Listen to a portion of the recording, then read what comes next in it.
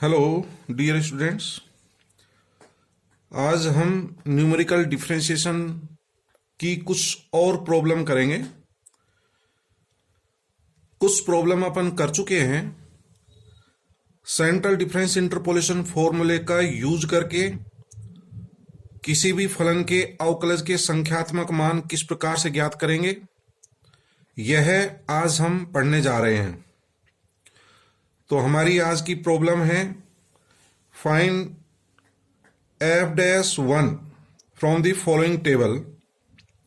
आपको जो है f-1 का मान ज्ञात करना है और हमें एक टेबल दे रखी है जिसमें x के मान -2, -1, 0, 1, 2, 3, 4 x के मान समान अंतराल के दिए गए हैं और इनके संगत y के या fx के मान हमें दिए गए हैं। ठीक है डियर स्टूडेंट्स, आपको x इक्वल्स टू 1 पर फंक्शन के डेरिवेटिव का मान ज्ञात करना है। आप देख रहे हैं ये x के मान समान अंतराल के हैं और x के जिस मान पर फलन के अवकलज का मान ज्ञात करना है वह इस टेबल में मध्य में स्थित है। x इक्वल्स टू 1 आप देख रहे हैं इन मानों के मध्य में स्थित है, इसलिए आप सेंट्रल डिफरेंस इंटरपोलेशन फॉर्मूले काम में लेंगे। तो डियर स्टूडेंट्स, मैं आपको यह कहना चाह रहा हूं कि यदि यहां पर कोई पर्टिकुलर मेथड का नाम नहीं लिखा हो तो आप अपनी इच्छा से कोई भी एक सेंट्रल डिफरेंस इंटरपोलेशन फॉर्मूले का यूज कर सकते हैं। वो आपके ऊपर निर्भर है। आपको जो भी फॉर्मूला अच्छी तरह से आता है उस फॉर्मूले का यूज करें।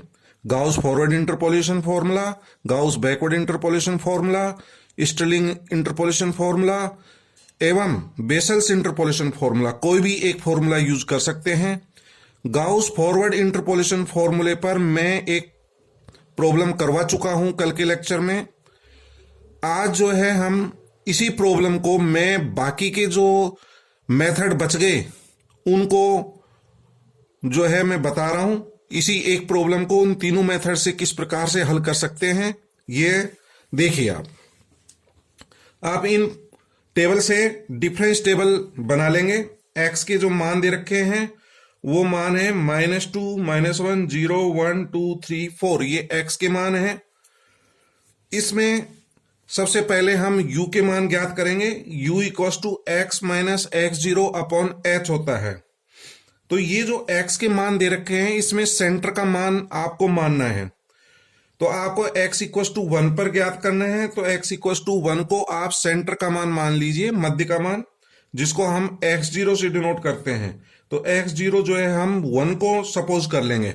ठीक है, इसके संगत u का मान ज्ञात करेंगे, वो 0 होता है। क्यों?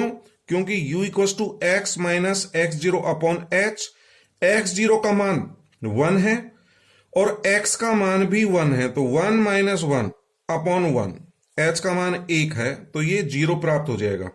2 पे देखें, x का मान 2, 2 माइनस x0 का मान 1, 2 माइनस 1 अपॉन 1 दैट इज 1। तो इस तरह से आप मान निकाल सकते हैं। ये 2, 3 और ऊपर जो है 0 के -1, -2, -3 प्राप्त होंगे। ये आप पूर्व में पढ़ चुके हैं। y के मान हमें दे रखे हैं। इन x के मान के संगत y के मान हमें पता है, या इन u के संगत y के मान अपन को पता है। 104, 17, 0, -1, 8, 69, 272 और इनको अपन जो है यूज करके डिफरेंस टेबल बना सकते हैं। फर्स्ट डिफरेंस देखिए आप, डेल y 17 में से 104 को माइनस कर देंगे, -87, 0 में से इसको घटाएंगे -17। इस तरह से इसको आपस में सब्ट्रैक्ट करके और फर्स्ट डिफरेंस ज्ञात कर सकते हैं। फर्स्ट डिफरेंस से आप सेकंड डिफरेंस इसी प्रकार से ये जो है घटा करके प्राप्त कर सकते हैं। -17 में से -87 घटाएंगे, सब्ट्रैक्ट करेंगे तो 70 आ जाएगा। -1 में से -17 करेंगे तो ये प्लस का 17 हो जाएगा। 17 - 1 16। इस तरह से सेकंड डिफरेंस टेबल और अन्य डिफरेंसेस ज्ञात कर लेंगे। आप देख रहे हैं फोर्थ डिफरेंस जो है कांस्टेंट आ रहा है 48, 48, 48। तो फिफ्थ डिफरेंस का मान 0 हो जाएगा। ठीक है डियर स्टूडेंट्स। अब इसमें आप कोई भी एक फॉर्मूला यूज कर सकते हैं। अब मैं जो है, क्योंकि गाउस फॉरवर्ड इंटरपोलेशन फॉर्मूला जो है मैं सिखा चुका हूं, आज मैं गाउस बैकवर्ड इंटरपोलेशन फॉर्मूले का किस प्रकार से प्रयोग करेंगे और इसके अलावा अन्य जो फॉर्मूले हैं उनको जो है इस प्रॉब्लम में किस प्रकार से प्रयोग करके हल कर सकते हैं, ये बता रहे हैं। तो गाउस बैकवर्ड इंटरपोलेशन फॉर्मूला आपको पता होगा, y equals to y0 plus UC1 del y minus 1। यहां देखिए y0 की एक टर्म होती है, फॉरवर्ड जब किया था तो y0 की दो टर्म थी। ठीक है डियर स्टूडेंट। फिर इसके बाद आता है UC1 डेल y माइनस 1। अब ये जो डेल बढ़ते जाएंगे, del delta 2 delta 3 delta 4 and so on, y minus 1 की दो टर्म आएंगी, del y minus 1 delta 2 y minus 1। इसके बाद डेल्टा 3 y माइनस 2। इसके बाद ये जो है -1 की दो टर्म के बाद -2 की दो टर्म आएंगी, फिर -3 की दो टर्म आएंगी, और ये C1 C2 C3 इस तरह से बढ़ते जाएंगे। UC1 U का एक टर्म है, बाकी की सब आगे दो दो टर्म आ रही हैं, U+1 C2 U+1 C3। U+1 के बाद U+2 की आती है। तो मैं ये मान के चलता हूं, क्योंकि ये फॉर्मूला अपन पूर्व में करा चुके हैं, आप मेरा पहले जो वीडियो बताया था उसमें आप देख सकते हो, ये अपन जो है पूर्व में कर चुके हैं। 48 47 46 जो है वीडियो जो है नंबर का अपन पूर्व में बता चुके हैं, वहां आप देख सकते हैं। इनको याद करने की ट्रिक भी बताई थी। अपन इसको सोल्व कर लेंगे। UC1 का मान U होता है, U+1 C2 का मान U+1 U अपॉन फैक्टोरियल 2। इसको हल कर लें। U equals to x minus x0 upon h होता है, तो du upon dx equals to 1 upon h आ जाएगा। ठीक है डियर स्टूडेंट्स। इसके बाद आप इसका डिफरेंशिएशन करेंगे, मान हल करके, हल करने पर ये मान प्राप्त आ जाएगा। UC1 का मान 1 होता है, U+1 C2 का मान U+1 U अपॉन फैक्टोरियल 2 इस तरह से आएगा। ठीक है डियर स्टूडेंट। इससे आप dy अपॉन dx का मान ज्ञात कर सकते हैं। dy upon dx equal to होता है dy upon du upon dx, और du अपॉन dx का मान 1 अपॉन h है इंटू dy अपॉन du। तो डियर स्टूडेंट, इस फॉर्मूले का आप y का u के रेस्पेक्ट में डिफरेंशिएशन करेंगे और जो मान आएगा वो वैल्यू यहां पुट कर देंगे। ठीक है डियर स्टूडेंट। तो dy अपॉन du का मान निकाल लेना। अब चूंकि आपको x इक्वल टू 1 पर dy अपॉन dx का मान ज्ञात करना है, x इक्वल टू 1 पर, तो x इक्वल टू 1 पर dy अपॉन dx का मान ज्ञात करने के लिए देखिए u की वैल्यू क्या आएगी। u इक्वल टू होता है x minus x0 upon h। x 1, x0 centre का मान भी 1 है, तो 1 माइनस 1 0 अपॉन h का मान 1 है, तो u का मान 0 प्राप्त हो जाएगा। तो u की वैल्यू हमें प्राप्त होगी, तो u इक्वल टू 0 है। अब आप क्या करेंगे, इसका डिफरेंशिएशन करके इसमें वैल्यू रखना, और u इक्वल टू 0 रखने के पश्चात dy अपॉन dx का मान हमें प्राप्त हो जाएगा। तो dy upon dx at x equal to 1 ये प्राप्त होगा 1 अपॉन h। यहां से देखिए y0 का डिफरेंशिएशन 0 हो जाता है, इसका डिफरेंशिएशन करेंगे u का 1 हो जाएगा, डेल y माइनस 1 आएगा। ठीक है डियर स्टूडेंट।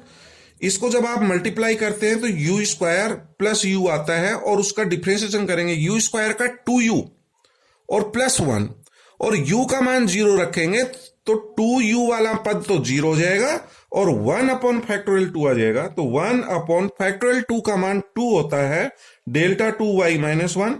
इसका डिफरेंशिएशन करेंगे और u इक्वल टू 0 रखने के पश्चात आपका ये मान प्राप्त हो जाएगा -1 अपॉन 6। ठीक है डियर स्टूडेंट। इसको आप गुना करना, क्योंकि गुना करने पर आपको पता है u क्यूब आएगा, u into u cube minus u आएगा, तो u क्यूब का डिफरेंशिएशन आपको पता है 3u स्क्वायर, और u इक्वल टू 0 रखेंगे तो वो 0 हो जाएगा, और माइनस u उसका डिफरेंशिएशन -1 आएगा, तो -1 अपॉन 6 डेल 3y माइनस 2। इसी तरह से इसका डिफरेंशिएशन करने के बाद में और u इक्वल टू 0 रखेंगे तो आपको पता है क्या प्राप्त होगा। तो आप तो ये कांस्टेंट टर्म देख लो, 2 इंटू 1 माइनस 1, तो इसको जब करते हैं 2 इंटू 1 इंटू -1 -2 आएगा, और अपॉन फैक्टोरियल 4, फैक्टोरियल 4 की वैल्यू 24 होती है, तो 2/24 1/12 प्राप्त होगा, तो ये 1/12 माइनस का, और डेल्टा 4y माइनस 2। ठीक है डियर स्टूडेंट, इसका आप डिफरेंशिएशन कर लेंगे तो ये प्राप्त होगा u इक्वल टू 0 रखने से। u इक्वल टू 0 है वेयर u इक्वल टू 0। अब इसमें अपन टेबल से मान रख देंगे डेल y माइनस 1 का, डेल्टा 2y माइनस 1 का, डेल्टा 3y माइनस 2 का। तो इनके मान क्या होंगे बैकवर्ड में अपन देखें। देखिए डियर स्टूडेंट, ये हमारा सेंटर का मान है, ये हमारी सेंटर लाइन कहलाती है, ये वाली।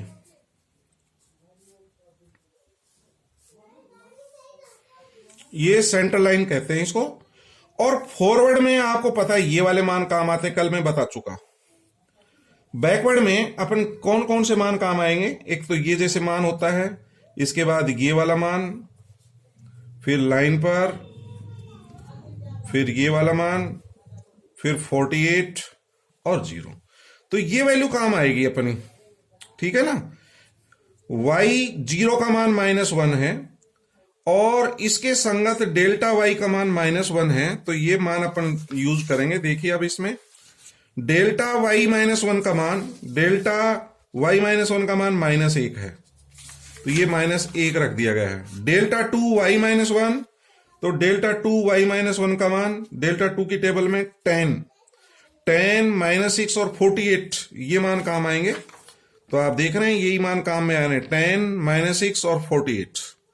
तो इनकी वैल्यू अपन टेबल से रख देंगे और हल कर लेंगे, 1 प्राप्त होगा। तो dy upon dx at x equal to 1 प्राप्त हो रहा है।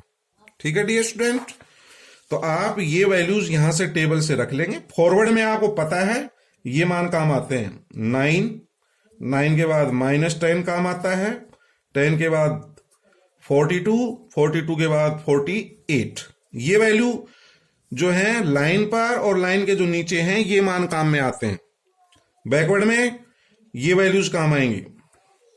ठीक है डियर स्टूडेंट, और बेसल्स में इन दोनों का एवरेज होता है, सॉरी उसमें स्टर्लिंग फॉर्मूला है।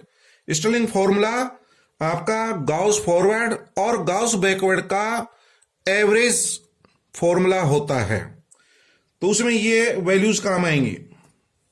तो इसको अपन जो है स्टर्लिंग फॉर्मूले से भी मैं बता रहा हूं। तो देखिए स्टर्लिंग इंटरपोलेशन फॉर्मूला हमारा क्या है, y equal to y0 plus u del y0 plus del y -1 upon 2 plus u square upon factorial 2 delta 2y -1 plus and so on. तो मैं ये मान के चलता हूं स्टर्लिंग फॉर्मूला आप याद कर लेंगे, और इसको अपन पूर्व में इनको याद करने की टेक्निक भी बता चुके हैं। आप पुराने जो है हमारे लेक्चर देखिए, उसमें वीडियो में, वहां आप इजीली समझ जाएंगे।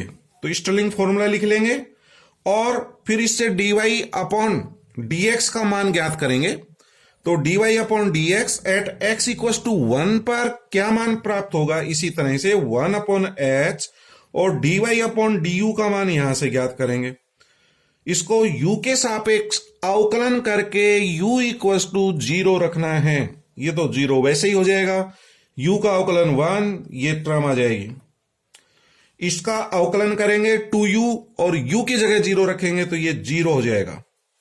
इसी तरह से यहां पर u इक्वल टू 0 डिफ्रेंशिएशन करने के बाद में u इक्वल टू 0 रखेंगे तो -1/6 आएगा, और इंटू 2 तो -1/12, तो ये आएगा -1/6 और 2 ये, इसको -1/12 भी लिख सकते हैं। Delta 3y -1 plus delta 3y -2 plus इसका डिफरेंशिएशन करेंगे तो u का पद आएगा और u इक्वल टू 0 रखेंगे तो ये पूरा 0 हो जाएगा, डेल्टा 4, और डेल्टा 5 वैसे ही 0 है टेबल से। तो इनकी वैल्यू आप डिफरेंस टेबल से रख सकते हैं। तो इसकी वैल्यू अपन डिफरेंस टेबल से रखेंगे। डियर स्टूडेंट्स, आप यहां से मान रख सकते हैं, ये वैल्यूज काम आएंगी, दोनों काम में आएंगी, ये फॉरवर्ड और बैकवर्ड। तो आपका डेल y0 और डेल y -1, डेल्टा जो है फर्स्ट डिफरेंस, तो -1 और 9 ये वैल्यूज है, -1 प्लस 9/2 -1/6। डेल्टा 3 में ये दोनों मान काम आएंगे, -6 और 42/2। ठीक है, तो इन दोनों की वैल्यूज रख दी, यहां इसकी वैल्यूज रख देंगे और इसको हल कर लेंगे तो ये होगा 8/2 4, और 42 में 6 घटाएंगे तो 36, 36/12, तो 36/12 3 होता है, तो 4 - 3 1 हो जाएगा। तो इस तरह से आप स्टर्लिंग फॉर्मूला लिख करके और उसका डिफरेंशिएशन ज्ञात करके dy/dx का मान x = 1 पर प्राप्त कर सकते हैं। तो अब देखिए लास्ट जो फॉर्मूला है बेसल्स इंटरपोलेशन फॉर्मूला। तो बेसल्स इंटरपोलेशन फॉर्मूला आप याद करिए और उस फॉर्मूले को लिख लें। तो बेसल इंटरपोलेशन फॉर्मूले से इसी क्वेश्चंस को किस प्रकार से हल करेंगे वो देखें। तो ये मैंने बेसल इंटरपोलेशन फॉर्मूला लिखा है, y = y0 + y1/2 plus u - ½ del y0 plus u - 1 u/2 और डबल टर्म, फिर सिंगल, फिर डबल, इस तरह से आता है। तो ये फॉर्मूला अपन पूर्व में पढ़ चुके हैं जब आपको सेंट्रल डिफरेंस इंटरपोलेशन पढ़ाया था उसमें, तो वो फॉर्मूला लिखें। अब इससे dy/dx का मान ज्ञात करेंगे, तो dy/dx इससे ज्ञात कर सकते हैं। तो dy/dx = होता है 1/h dy/du, तो 1/h dy/du, इसका y का u के सापेक्ष अवकलन करेंगे और u = 0 रखेंगे। जब आप x = 1 पर मान ज्ञात करेंगे तो x = 1 पर u का मान 0 आ रहा है,